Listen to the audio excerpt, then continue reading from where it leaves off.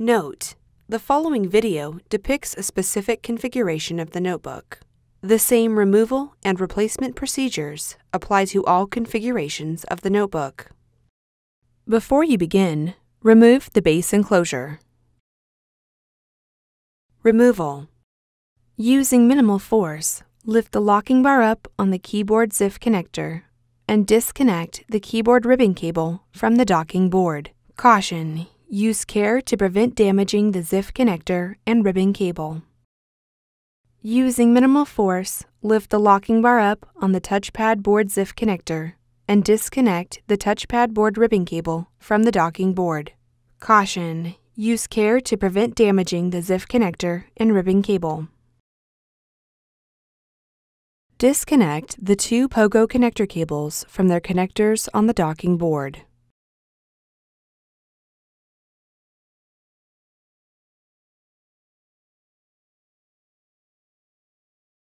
Remove the two 2mm P0 Phillips broadhead screws that secure the docking board to the top cover. Remove the docking board from the alignment pins on the top cover. Place the docking board into a static dissipative bag. Replacement. Remove the docking board from the static dissipative bag. Place the docking board onto the alignment pins on the top cover. Replace the two 2mm P0 Phillips broadhead screws that secure the docking board to the top cover. Connect the two pogo connector cables into their connectors on the docking board.